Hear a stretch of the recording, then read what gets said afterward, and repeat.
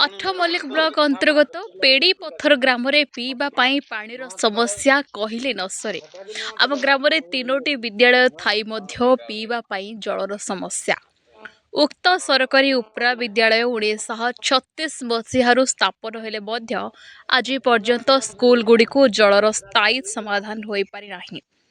भक्त विद्यालय रे पूर्वरु कार्यरत थिबा प्रधान शिक्षयित्री भावरे सुभद्रा नायक एही समस्यार समाधान निमंते स्थानीय सरपंच बीडीओ जिलापाल और भुवनेश्वर आरडब्ल्यूएसएस को मध्य लिखित आकार रे जणैबारु तांको अनुरोध फल गत जनवरी मासरे पेड़ीपत्थर ग्रामर फरेस्टर ऑफिसर निकट रे एक नलकूप खोल जाई अछि।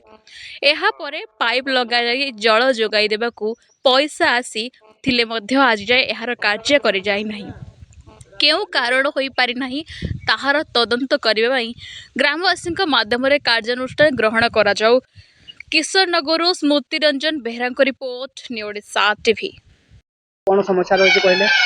मोना चौधरी साहू घर पेड़ी पथर आमर नलकूटी 4-5 मास खोला है से सरकार तरफ खोली किंतु स्कूल भाई खोला होता स्कूल 3 स्कूल पानी बहुत समस्या होती खरा दिन कौन पा न दि जाव सब पे तो हईराण पाइले नलकूप खोलिक मूल्य कम पाइलु आम से शीघ्र सरकार को जनाऊँ आम नलकूप जल्दी यथा शीघ्र बसईदे पाने के पानी पाइबे से अनुरोध।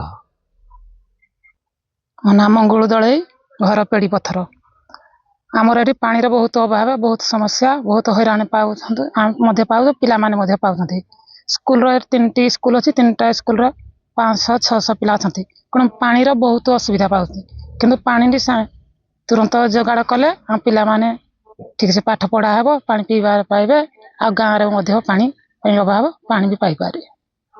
जय जगन्नाथ जहाँ मीडिया भाई मानक आज आम गाँव पाई बहुत धन्यवाद।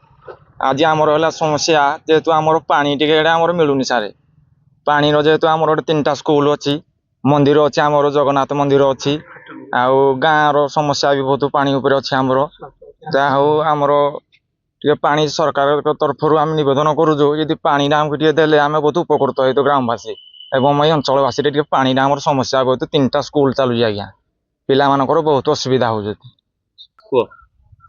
आमर 4-5 मास है ट्यूबवेल खोला कि पानी एडू कि आमर कौन आड़े नहीं जाए सरकार पदक्षेप तुरंत कले भल हम।